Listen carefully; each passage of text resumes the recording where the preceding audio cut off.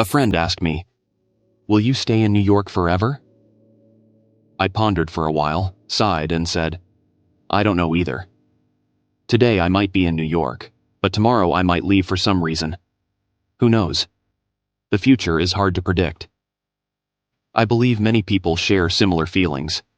The restaurant where we ate with friends just last month is now gone, replaced by a train station. Last week it was a clothing store. This week it's a snack shop under the shade of an old corn tree, suddenly uprooted one day.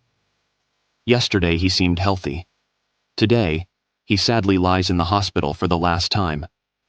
We both marvel at the impermanence of things, and yet daily ponder health, life, credit cards. Around us there are smoking clubs, drinking clubs, racing clubs, and even broke clubs are not uncommon. They know smoking. Drinking is bad for health. They know racing is dangerous. They know they should save, plan for the future. But they still can't do it. Tagore once wrote, "The greatest distance in the world is between fish and birds. One flies in the sky, one swims deep beneath the sea." But I believe the greatest distance in the world is the impermanence of things. Today, flourishing and elegant. Tomorrow, disheveled and worn. Today, successful career, happy family. Tomorrow, broken home. I'm not trying to say something odd to draw attention, but I know the biggest human ailment is the inability to see impermanence. Once, Buddha led some disciples on a journey. It was noon, scorching hot, and Buddha felt extremely thirsty. So he instructed his disciple Anan, "We just passed a small stream. Go back there and fetch some water." Anan went back to find the stream, but it was too small. The water was muddy and undrinkable. Anan returned to tell Buddha, "The water under the stream is very dirty, undrinkable. Disciple knows there is a river just a few miles away. Let me go there and fetch water." Buddha replied, "No, you go back to that stream." Although Anan complied outwardly, inwardly he was not convinced. He thought the stream couldn't possibly provide clean water. It was just a waste of time and effort. When he returned, he found the water slightly cleaner, but still full of mud and sand, still undrinkable. So he reluctantly returned and asked, "Why do you insist on this?" Buddha didn't explain, just said, "Go back again." Anan reluctantly obeyed. When he arrived, to his surprise, the stream was once again crystal clear. The mud and sand had settled to the bottom. Anan smiled in joy, quickly fetched the water back, and bowed at Buddha's feet, saying, "You have taught your disciple a great lesson. Whether it's a small stream in the forest or a river in life, nothing is permanent."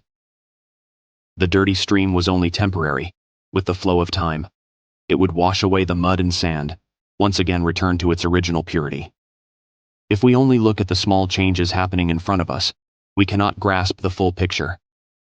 Therefore, looking at the big picture and adapting to new situations is the best strategy. Life is impermanent. Many people naively think, whatever comes, comes. What's not good about it? Maybe because trouble always avoids me. Why think too much? Aren't difficulties not yet arrived? They forget one thing. Both good and bad things don't happen slowly. They have their own laws as we think. Lao Tzu once said, "Disaster is the foundation of happiness, and happiness is the refuge of disaster." In the world, there is no absolute disaster, nor is there absolute happiness. These two depend on each other. They transform together. In other words, what is happening now might bring good results later, and what is good can turn into bad results.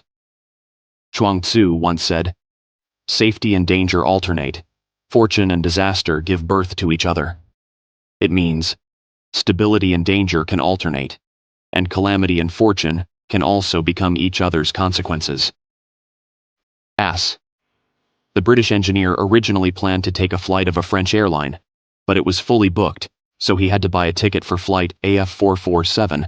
Unexpectedly, AF447 turned out to be a doomed flight. Ass never returned.